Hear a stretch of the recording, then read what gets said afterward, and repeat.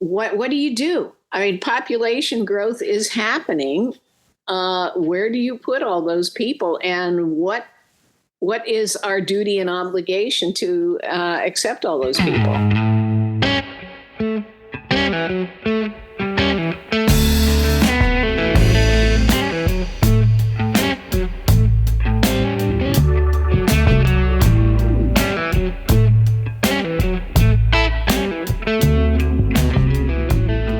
Welcome to Action Hour with the Whidbey Environmental Action Network. For those of you who might be new, this podcast focuses on environmental issues that impact Island County in Washington State. If you've been following along, our founders, Marion and Steve, have been teaching me about some crucial legislation. This episode focuses on the Growth Management Act. Take a listen. Okay, so we went through SEPA, and then we went through the Shoreline Management Act and the Shoreline Master Programs, and really went into that a little bit. And in that kind of discussed the ways in which the Shoreline Management Act isn't really prepared for the current and future issues of our shorelines. That was kind of, and with SEPA, we discussed, how it can be a functional mechanism, but often falls short because of kind of the self-regulatory aspects of that policy.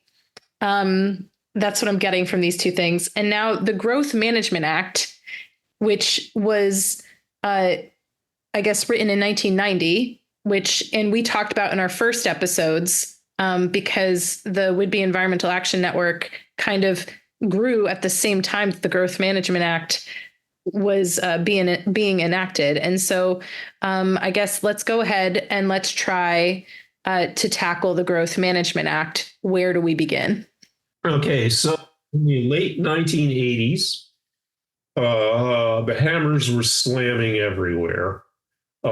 People were noticing all of a sudden all their little patches of forest along the roads in Island County, for example, were suddenly becoming houses, just all over. And of course, this was happening kind of all over the state, but especially in Western Washington. Mm-hmm. Oh, this was not when the legislature convened in 1990. This was not on their agenda at all. But the environmental community, I'll call it, basically said, you have to do something or we're going to run an initiative. Mm-hmm. So the legislature did something, which was the Growth Management Act. Mm-hmm. The environmental community still ran an initiative, the Balanced Growth Initiative, Initiative 547, which failed miserably at the polls because, of course, the legislature and the politicians were able to say, we've dealt with the problem. Mm-hmm. Well, they hadn't exactly. They left out little things like any appeal mechanism, various other things, and so GMA has kind of been added to over the years, and every pretty much also been under continual assault to kind of reverse its most fundamental aspects. And that's certainly continuing. Right. And what are those fundamental aspects? Like the Growth Management Act? I read it, but before GMA, it had comprehensive plans, which were voluntary, had the zoning, which was mandatory. And the comprehensive plans were kind of advisory wish lists that you didn't have to follow. And the zoning was what controlled. Okay. There was no real planning. Under GMA, that's reversed. Comprehensive plans now have the force of law. They are the policies that are going to be implemented by the zoning and the zoning code and the regulations. Must implement and be consistent. And those regulations, called development regulations, must be consistent with the comprehensive plan.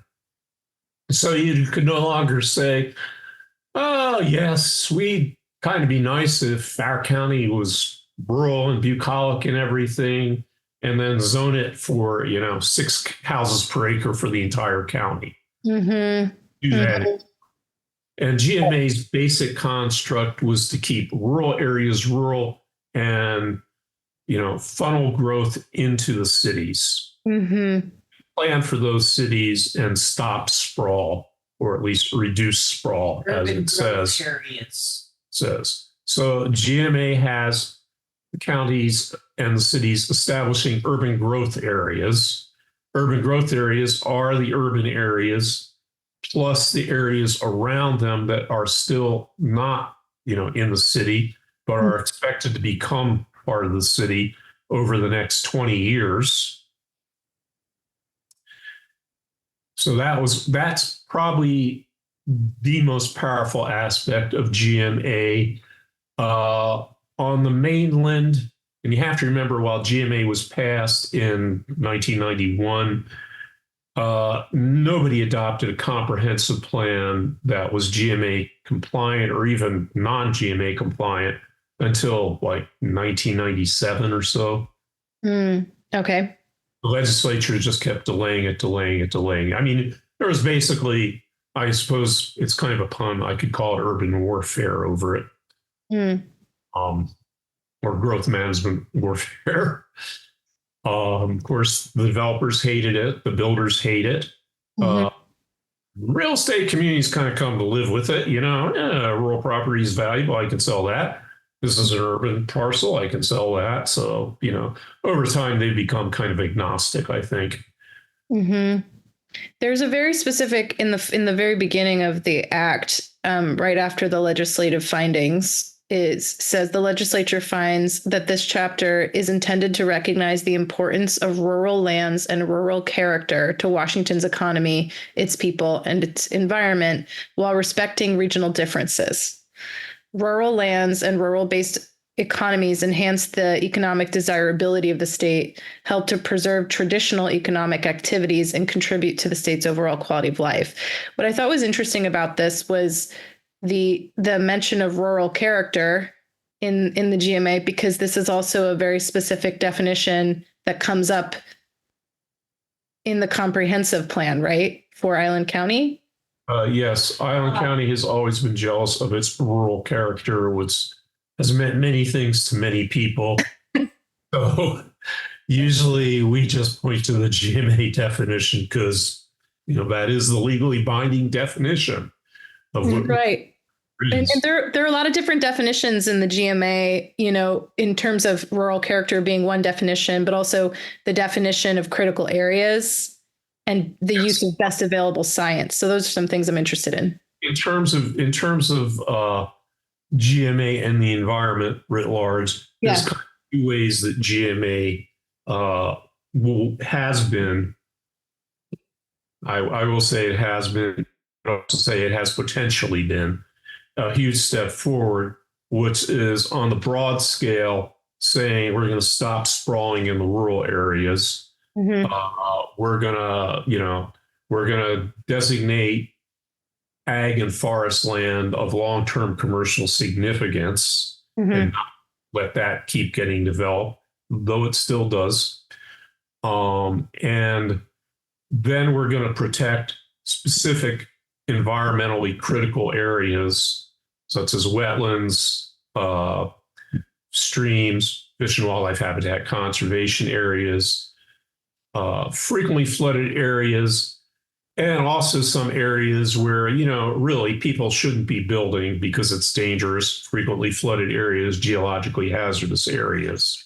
And a frequently flooded area, to point back to the shoreline conversation we were just having before, is at a certain point, a lot of the shoreline is going to become a critical area, right? No. No? Ooh, No. I'm curious. Why not? You're using common sense there. Sometimes that fails you in these situations. The way generally the frequently flooded areas have been defined is based on FEMA's, Federal Emergency Management Agency's floodplain maps, flood maps. Oh. Which again, were oriented towards trend analysis and not predictive analysis. That has started to change. Okay. But no, the Shoreline Management Act, just to go back to that for a second, is pretty explicit that the normal action of tides is not flooding, Okay. which is very good because otherwise, everybody on the shoreline could say, we need to do something about this flooding. Right? Oh, I see. I see. I see what you're saying. A tide is not a flood, and that's true. Which, my current response is that, okay, how many nukes would it take to blow up the moon so we can get rid of the tides? Oh, you're spinning. We got to do something about that. Okay, sorry. Back to the GMA. I didn't mean to sidetrack, but okay. So those are the two big things. When the GMA was first passed, it said you had to protect critical areas. Mm-hmm. What did protect mean? Well, like much of GMA, the legislature kind of wrote this thing almost on the back of an envelope. Not quite, but it's been said that's the way it was written. The whole act, because I one of my questions was about how haphazard the language felt, because it seems really a lot less comprehensive than there was much horse trading involved. Okay. Horse trading involved initially, and that has continued to the present day. Saying about watching laws being made is like touring a sausage factory. Mm-hmm. Final result may be delectable when cooked properly, but you really don't want to look at the ingredients. Right. Yeah. So, for instance, again, it said protect. What does that mean? Right. That ended up getting defined initially by the Growth Management Hearings Board. And what their definition was, that means there will be no net loss of function or value of the critical area or the ecosystem. And then the courts later kind of looked at that in terms of, it means hold safe from harm, do no harm. And the two have been taken to be pretty much equivalent. Okay. So wonderful, because, no net loss has been a goal that has been sought for a long time. Governor Booth Gardner in the it wasn't Booth Gardner, it was Gary Locke. No, it was Booth Gardner in the 1980s who issued an executive order to stop net loss of wetlands in Washington. It had absolutely no effect other than on some state agencies. And so this kind of almost codified the concept of no net loss. It has failed in that regard. It has not achieved it. Mm-hmm. And I won't go into why, that would be a whole episode in itself here. Right. But don't go there now. Okay. Yeah, no, we're just trying to go do an overview. Okay. Yeah. So there are environmental protections in the GMA through the critical area designation and protection. Much like the Shoreline Management Act and the Shoreline Master Program, you have the Growth Management Act. Yes. And you have the comprehensive plan adopted pursuant to it. Yes. It has to meet all those policies in GMA. Right. And then you have the actual zoning and the development regulations that have to implement the comprehensive plan's policies. So you kind of have those two layers again, the comprehensive plan and the regulations, just as you had with the Shoreline Master Program and the Shoreline Management Act. Right. But there's a growth management board in this case, right? Originally, okay, so one of the models for GMA was Oregon's Land Use Protection Act. Okay. Which Governor Tom McCall in Oregon got adopted. He was a Republican, believe it or not. He did some amazingly great things. Boy, I'd vote for him in a second. He was alive. It's somewhat modeled on the Oregon system, but not quite. One prime difference is that in Oregon, you have a state board that reviews the local plans and regulations and has to approve them, much like Department of Ecology has to approve the Shoreline Master Program for the county. Okay, under GMA, every county does its thing, and there is really no state review. The different state agencies look at it but rarely do they appeal. And it's been very uneven in terms of that. Rather, enforcement is left almost entirely to the local people, which is just a huge burden, of course, which means they have to have this oversight role that includes some pretty serious expertise, really. Mm-hmm. Future-wise, formerly Thousand Friends of Washington, to some extent fulfills that role of, at least an NGO doing this statewide, but there's only so much they can do. Mm-hmm. We have mentored people through GMA appeals and dealing with GMA in Ferry County, Stevens County, and around Richland, and advise people elsewhere who didn't end up appealing necessarily. Mm-hmm. And it's a big deal. It's a really big deal to do one of these appeals. It got more so over time, I think. Mm-hmm. That said, this is a case where you could fight City Hall if they're doing something that's really flagrantly wrong. It's rare for jurisdictions to do something really flagrantly wrong anymore. They tend to be much sneakier about that because, they hire lawyers experienced in this. Mm-hmm. That's one of the shortcomings of GMA. Another one, for instance, and that's reflected, for instance, of critical areas, in that every county and every city adopts its own critical area regulations. Inconsistency across the state. So, for example, I do wetlands work. Mm-hmm. If I were to do a wetland report in Lewis County, I would be using different regulations and requirements than if I do one in Island County. So, the theory was, of course, that local control is better and this will keep it cheaper. Actually, it makes it more expensive for the property owner.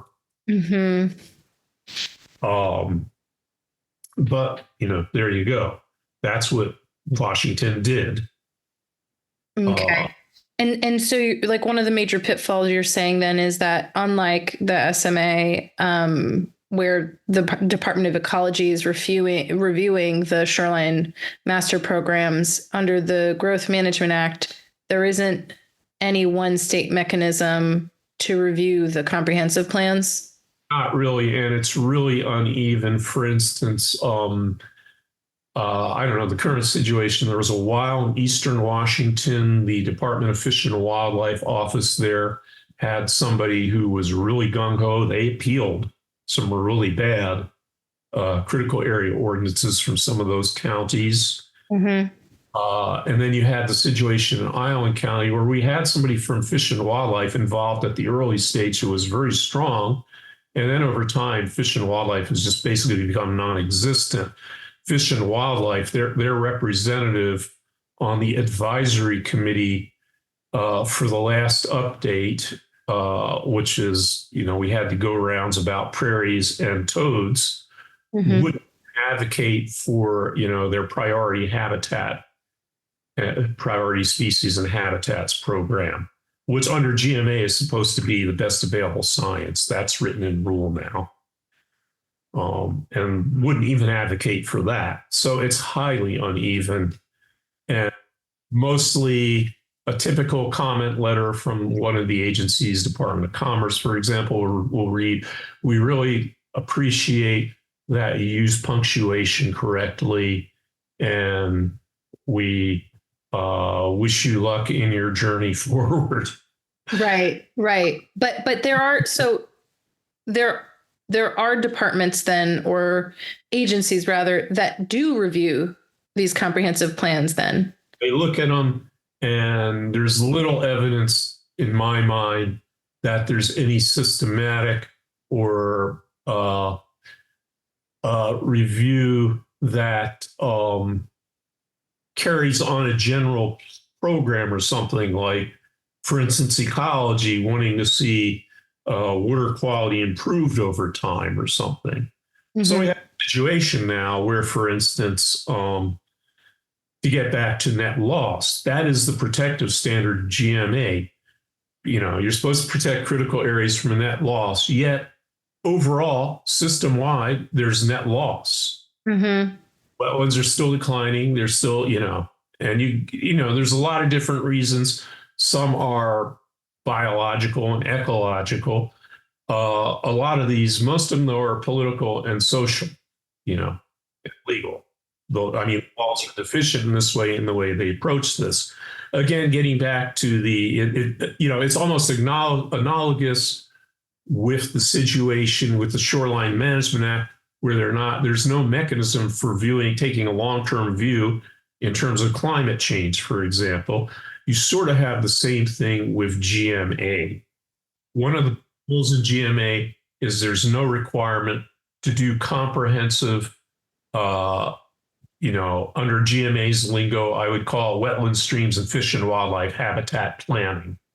Right. So that's not specifically considered the planning. Like there's designations for stuff, but there aren't specific programs to plan for the future. Right. Or even in current status. So for instance, somebody does a development or subdivides some land, and a wetland determination is done, the wetlands flag, figure out what the buffer is, that's flagged, they can't develop in there. Okay, but how did that wetland relate in the landscape? How do critters continue to move between it? There's no real biodiversity planning under it. Okay. So it lacks biodiversity planning. It seems like it lacks full ecosystem consideration, and also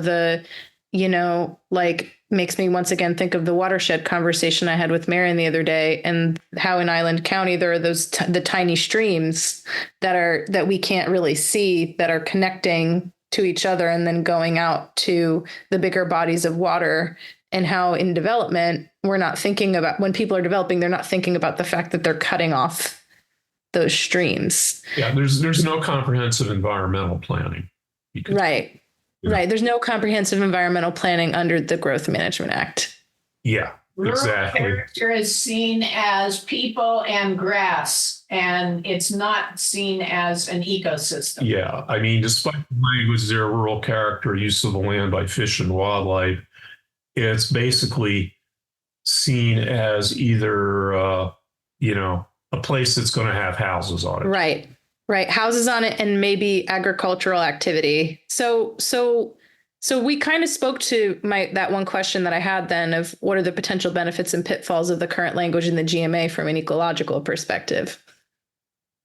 Yeah. And so, getting back again to that shoreline example, we have the same thing with the growth management plan in terms of climate, where now there's started to be language in there relating to the wildland urban interface, the WUI as it's called, in terms of fire, planning for wildfire. Just couldn't ignore it anymore. But despite attempts I made, getting somebody to insert the word coast or sea level rise in there, for counties to consider and act on, has proven impossible. Okay. That's interesting, because it seems like this would also then that the language in the GMA, because as the GMA is being updated, I guess, like as people, they make a lot of amendments in different places. I noted there's a lot of updated language as they go. And it seems to be more reactionary than proactive, in terms of, we already see this thing and now we're including it. If you look at GMA's definitions now, there are 49 definitions, including with various sub definitions in there, and not quite half now have all been added within the last 4 years, and relate very explicitly to housing, mostly in urban areas. So you've got a definition in GMA now about cottage housing, about that kind of thing.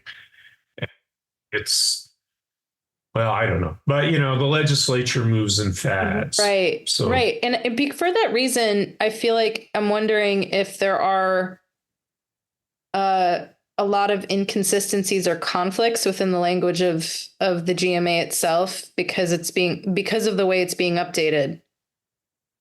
well, the goals are not listed in order of priority, Yeah. which has been a very tricky thing, for the jurisdictions when they're trying to update or do something, you know. Generally, the hearings boards and the courts have looked at it in terms of, if you're not too off the wall here, yeah, you can probably lean one way or the other. So an issue with GMA that has been a long time thing is that it has always focused on URB, okay, whether city or UGA, that the rural area was basically the leftovers. There's the space in between the urban area. Okay. And UGA, you mean urban growth area, right? Yeah, that rural areas were leftovers. So there were population projections and targets for urban areas, but not for rural areas. I noticed that in fact, a lot of the measures that were required had population minimums. That, like, if you were a county with less than, for example, 10,000 people, you didn't have to consider or follow any of the guidelines. Right. And I mean, there's like 2 counties in Eastern Washington that I mean, I think is it Grant County that's got 4,000 people? 4 counties that are not planning. Okay, so voluntarily or otherwise. Yeah, I mean, they all have to have critical area. Yeah, I can't hear what he's saying. He's saying that 4 counties are actually exempt partly because of their population, and because when it was actually passed in 1990, it was considered voluntary, and the voluntary, I mean, it got ratcheted up and up and up and up. But here are these last 4 counties that say, yeah, doesn't apply to us, so go away. Mm-hmm. Except Steve is saying that critical area protections are required even if you are not planning under GMA. Okay, so critical area protections apply to everyone, but if you are under a certain threshold, you don't have to go through the comprehensive planning process. Right. Mm-hmm. And the effect of, we're only talking about urban areas and rural areas, or the leftovers, has had a serious impact. Mm-hmm. Rural areas, it's urban areas, resource lands, and the rural areas are kind of in between. Okay, he's saying have to plan for population there. She can't hear you, Steve. Oh no, I can't. Yeah. Do you want to? He's saying that you don't have to plan for population in the rural areas. The population projections are strictly for the urban areas and in Island County. And this is a lecture I've given about 1 million times, that the mainland counties on the west side, their urban area is the Puget Trough. And as soon as you get into the foothills, that's where their UGA boundaries are, and everything from the foothills up to the Cascade Crest, that's their rural lands or their resource lands, their forest resource lands. And that gives them a lot of room to develop. And I literally, as far as I know, King, Pierce, Snohomish counties, their urban growth areas are right up until you hit the foothills. Okay, Steve corrects me, not entirely, but they have a lot of UGA space. Mm-hmm. Island County doesn't have national forest or national parks. Mm-hmm. We don't have backcountry. Mm-hmm. Our rural area is in your face. What you see is what you get. And I have been advocating for many years that I believe that Island and San Juan counties should get a different designation, that we are really part of the green belt around that huge urban area of the Puget Trough. That should not be expected to take that kind of high density population. Right. But you're saying that these, Island County and San Juan are treated like everywhere else. Yes. Okay. Yeah, that under GMA, the division is per county. And yes, it's per county and then per population in each county. And above a certain threshold of population, you're expected to do a comprehensive plan for population growth. Is that correct? Correct.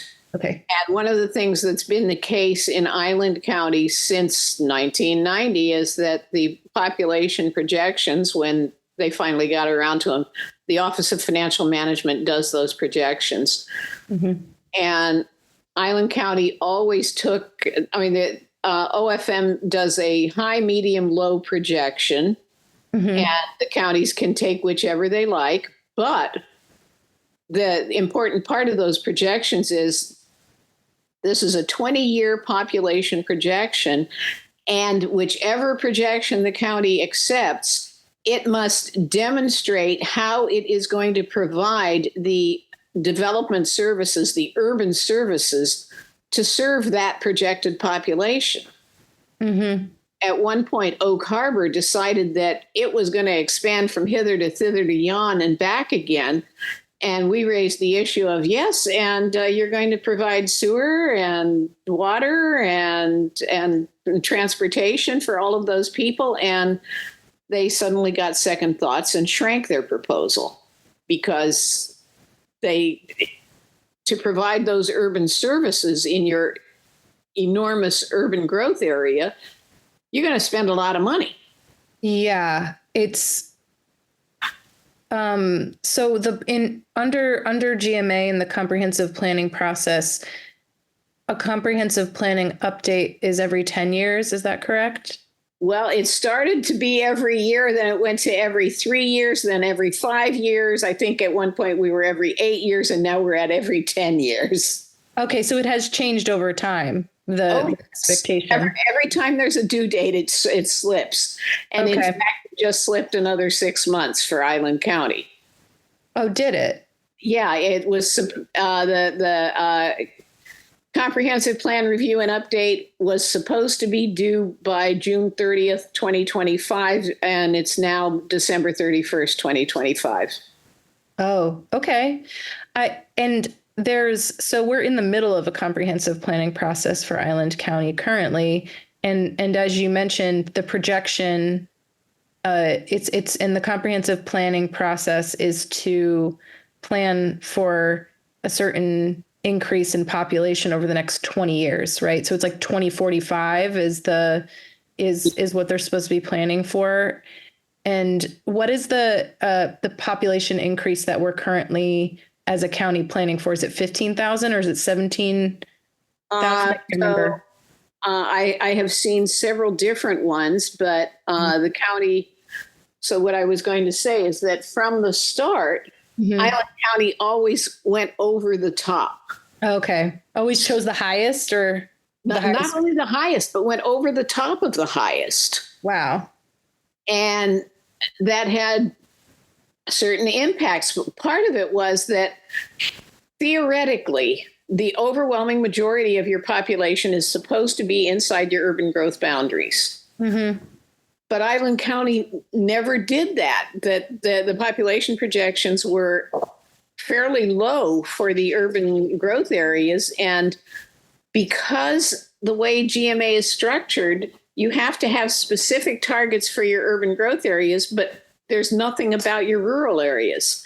So the leftovers in the rural areas tended to be between 2/3 and 3/4 of the projected increase. Wouldn't that create sprawl? Well, now you mention that was our argument. We got shot down time and again. And basically we got told the counties have discretion. Okay. So under discretion, Island County has historically prepared for the maximum, if not more than the maximum number of people to move here or to be here. Why do you think that is? Well, it was real obvious back then that the commissioners were developers and they were doing favors for their developer friends. Things have changed, and this time around, they chose the mid range projection. I've seen different totals. Either we're in the high 90,000s or in the very low 100,000s. Somewhere between 97,000 and 102,000 is the projected population in 20 years. Whether that's realistic, I don't know. But for the first time, the population assignments are very heavily weighted toward Oak Harbor. And I mean, Langley isn't big enough for it to be heavy, but it's heavy for Langley. The projected population increase of 400 people when your current population is 1,100. Yeah, that's like about 30%. Yeah, that's a lot. So it is a significant increase. Langley has its objections. Where the hell are we going to put all these people? How are we going to provide all the services for these people? But what we've got is the commissioner from Oak Harbor screaming bloody murder. How dare you try and force all those people into Oak Harbor? But Oak Harbor is the one place that actually has the capacity. Well, it already has infrastructure, and it is already a city. And doesn't it say in the Growth Management Act that current urban growth areas must reach their capacity before new ones are created and designated? As a matter of fact, yes, it does. I did read it up until about page 94. And then I got tired. Anyway, so there is a fair amount of jockeying going on about accepting those figures. The Langley Planning Advisory Board whiffed and waffed as to whether to accept those figures. There are members of the council who don't want to accept them. I doubt that that's going to have. I think ultimately they voted to, oh, well, okay, we'll accept it grudgingly. So now it's in the hands of the County Planning Commission to accept that each jurisdiction must accept the totals that signed them, as it were. Okay, so the totals haven't, like in our current process, the totals haven't been accepted yet. Tentatively, yes. Tentatively, yes. Are that it's going to go forward as projected. I don't see a whole lot of wiggle room, truth to tell. Among other things, Oak Harbor is a municipality and has a fairly meaningful UGA. Coopville is within Eby's Landing National Historic Reserve, and it announced that because we're part of the National Historic Reserve, we don't have to expand. Well, got an exemption. Yeah, they got an exemption. Right. So then there's Langley, which would love to get an exemption, but how do you do that? Right. There are no UGAs on Camano. There's Freeland, the non-municipal urban growth area, which can't seem to get the municipal services that it needs to be able to serve that kind of density. Yeah. They've been trying for a sewer for decades, and it ain't happening. So the county's work around that one is that they have hired a consultant to study alternatives to the standard sewage treatment plant. Yes, I think you mentioned this. What I find interesting about this from a like a higher level perspective is that it seems like nobody wants more people on the island, like including Oak Harbor doesn't want to assume the bulk of this population growth, and it makes me question why we need to have population growth, like what it is about this whole process, the Growth Management Act process and the comprehensive planning process, is it seems like it is always suggesting that there will always be growth and doesn't suggest that, in fact, maybe there shouldn't be growth. That was not part of GMA. The assumption is bigger, better, boom, boom, boom. And the OFM, the Office of Financial Management, which makes these projections, I've read a little bit about that they look at birth rates and death rates and new driver's licenses obtained where in the state. Okay. So those kinds of demographics, and that's the basis for their projections. Right. So what we've been hearing is climate refugees. We have to accept those climate refugees. And I mean, we know some people who have come here recently who are, explicitly climate refugees. What do you do? I mean, population growth is happening. Where do you put all those people, and what is our duty and obligation to accept all those people? And what do you do? I mean, I've been here since 1973, and there were jokes and snarky comments back then about, well, you just want to blow up the bridge and the ferry, right? So even back then, there was talk about this place is full, put up the sign, no vacancy. Right.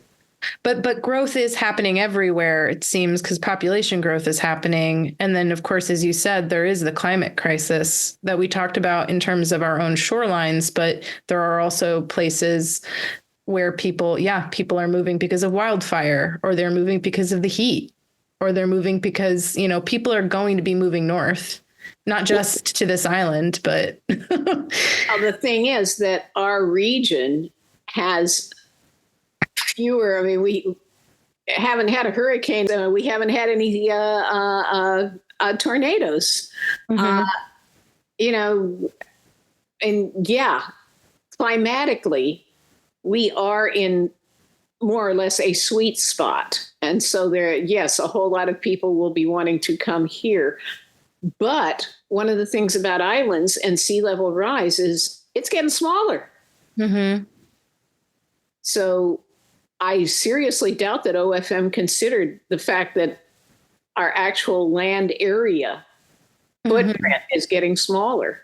Right. And then there's the question of the aquifer also, because will there be water for the amount of people that are being planned for? I know that there was an article in the South Whidbey Record about that. We've been hearing about that.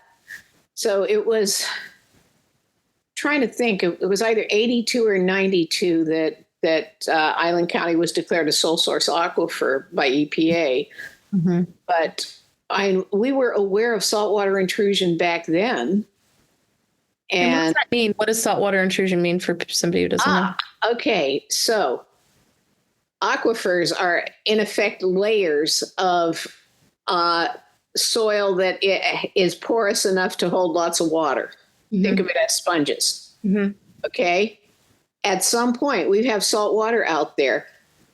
When we pull out that fresh water, it leaves a vacuum. Mother Nature hates a vacuum. Yeah. It fills that vacuum with salt water that it sucks in from under the ground, from the shoreline. And it seems to me that it was in the early 90s that Muirkirk Gardens started losing their rhododendrons. They were dying. And they figured it out that their well was sucking salt water. And it's a big issue. It was a very big issue. And saltwater intrusion is known to happen in most cases, on mainland shorelines, as much as 5 miles inland. There is no place in Island County more than 3 miles from salt water. One may draw conclusions from this. And we actually saw it, and I think it was in 95, but I wouldn't swear to it, Keystone Spit, which has a lot of vegetation, has a very narrow lens of fresh water, and there's salt water underneath it. And that particular year, that lens of fresh water dried out. Mm-hmm. And all the vegetation on Keystone Spit died. Yeah. I mean, it was just such a very crystal clear example, in our faces. And yeah, that particular freshwater aquifer replenished itself in the next year, and a lot of those plants came back. A lot of them never did. Mm-hmm. But yeah, what do you do? Our water, it rains on the ground, it infiltrates into the aquifer, we suck it out in wells. Right. What happens when we suck out too much, and how much is enough? Right. There's that question. And then there's also, the existence of forever chemicals, PFAS, that has the potential to impact the quality of our water, which is like a whole other thing. But I think no, it's not potential, it's actual. What's actually happening in all around Cookville. Yeah. In areas of the prairie, we're learning how water moves under the soil based on the PFAS testing around OLF Cookville, mm-hmm. but also around NAS Whidbey. So mm-hmm. both of those areas are heavily contaminated. Mm-hmm. And the Navy talks a good line, but they're not accepting responsibility. And the question is, how do you clean it up? Right. And I know that a lot of environmental engineers don't actually know how to do that yet. I have a friend who's an environmental engineer, and she mentioned that they're coming up with different practices to do it, but it's like a completely new field for yes, them. it is. And yeah. Meanwhile, one can't expect it to spread. We don't know how much, how far, how fast, all of those questions. But all of us are dependent on that sole source aquifer, and it makes us very nervous about withdrawing too much. Right, which goes back to growth, right? And also land use. Yeah. There's the other, which is that Oak Harbor gets its water from the Skagit River. Mm-hmm. It's the Skagit River is over allocated by approximately 600%. And by that you mean that over allocated means that it is serving 600% of its actual capacity. It's not actually serving them, but there are people who have pieces of paper that say, I have a right to this. Oh, so water rights. Oh, yeah. So the tribes are demanding that sufficient water be left in the river to maintain salmon. yes. There's the cities of Mount Vernon and Burlington.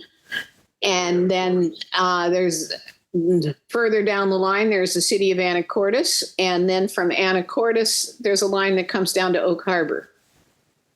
And Oak Harbor is purely on the sufferance of Anacortes. Yeah. Oak Harbor is at the will of Anacortes. And I remember it was years ago that Anacortes doubled the rate, doubled the price, and Oak Harbor screamed, and Anacortes said, oh, yeah? We can unplug you if you would prefer.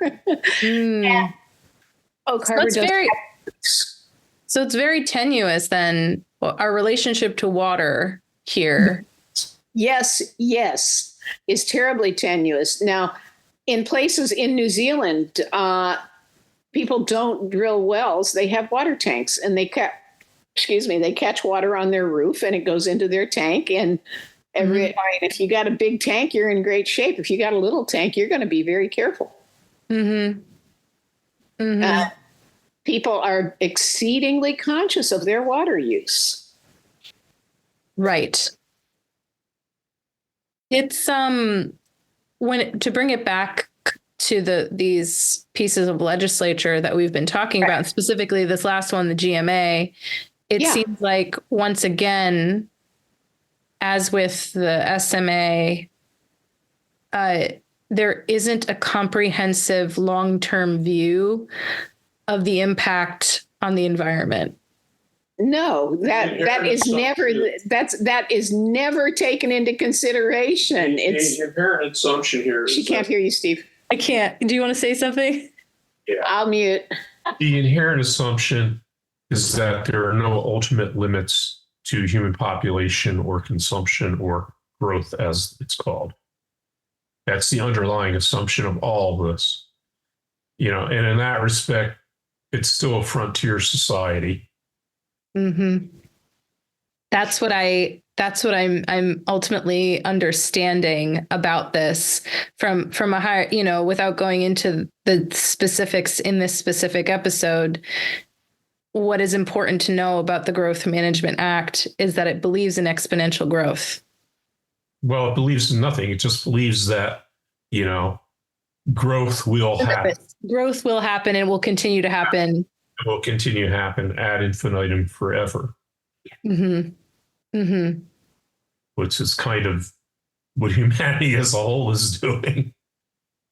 Right. And in it recognizes rural character and recognizes critical areas, but it does not plan for the limits of. No, you have urban areas and you have the resource lands, and then there's that stuff in between. Mm-hmm. The leftovers. Mm-hmm. Us being the leftovers. Yeah, rural areas being the leftovers, pretty much. Yeah, rural areas get no respect. So if you wanted the public to understand anything about the Growth Management Act in particular, beyond what we just said, is there anything else that you think is really important on a high level for people to know and understand? No, other than that, there are some things we can achieve with it, but real underlying problems here of our civilization, it's segmentation of humans as something totally separate from the environment as opposed to part of the biosphere. And the concept that there might be some limits in there, those are totally alien to it. So the ultimate solution here is not going to come from the existing socio-political legal structure. I don't necessarily know where it will come from, but it's not going to come out from what is there right now without it getting changed an awful lot. Mm-hmm. What do you think, Marion? You seem to disagree with Steve. I agree that, none of these GMA or SEPA or SMA or any of the other regulations can achieve ultimately protection of a functional ecosystem. But they're the tools we have right now, so we can stave off the worst with them while we try and figure out how to do better. Mm-hmm. Yeah, and to that end, there being like what I'm getting is that there are big fundamental existential issues with all of these policies, but that there are things that we can do as people to interact with them to protect ecosystems. And as it pertains to SEPA, the mechanism there is the environmental impact statement and that public comment period for the public. For the Shoreline Management Act, it's the Shoreline Master Program in your county and being active as a citizen in that process, right? Tomorrow, there's going to be a hearing with the Board of County Commissioners in Island County responding to public comment, right? And all of the concerns that were brought up by citizens of the county while they're going through that process. And then with the Growth Management Act, it's the comprehensive planning process, which Island County is currently going through. And we as members of the public can engage in that process by providing public comment, taking surveys, and showing up to meetings, right? Right. So we help shape these codes. And once they are shaped, once they've been cast in concrete and adopted, then we implement them at the project level. Mm-hmm. Yeah. And in that implementation, there is the potential for small shifts to happen. Yes. We can't save the entire world, but we can, deal with little pieces here and there. It's the best we can do under the circumstances. Another man up in the pulpit in the state house, head of the table with a black pen, scratching egos, talking too loud. Externalize every outcome, every warm gun, every profit, and kneeling down to the flashing numbers, the NASDAQ, the cold constructs, running backwards. So just keep moving, just keep moving, just keep moving. I'm learning every lesson that our mothers tried to teach us. This podcast is a production of the Whidbey Environmental Action Network and is made possible by our generous donors. Produced, edited, and mixed by me, Amanda Bullis. Special thanks to Marianne and Steve for their years of service through action and for lending their voices to this podcast. To WEEN's Executive Director Marnie Jackson and our board for their leadership. Special thanks to Whidbey musician and WEEN board member Nathaniel Talbot for letting us use his track Intuition from the album Animal, available on Bandcamp. Get the workplace, with every day on your paycheck, a volume of confidence against the idea of your body being put into your own hands. So please don't hold it, please don't hold it, please don't hold it back. Unleash the power, the straight logic of compassion. What I need now ain't that old religion or the cold hard facts. Just need a woman's intuition, get us on track.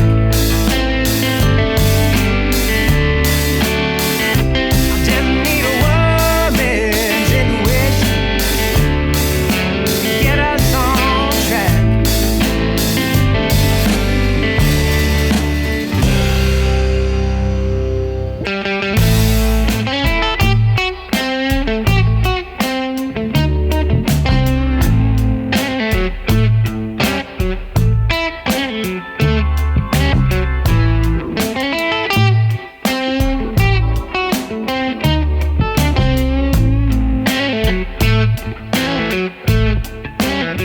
Stepping out of the shadow of a false man's allegory, slowly erasing that old violence from the story.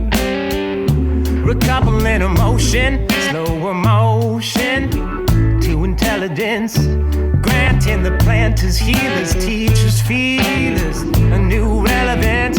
What I need now ain't that old religion or the cold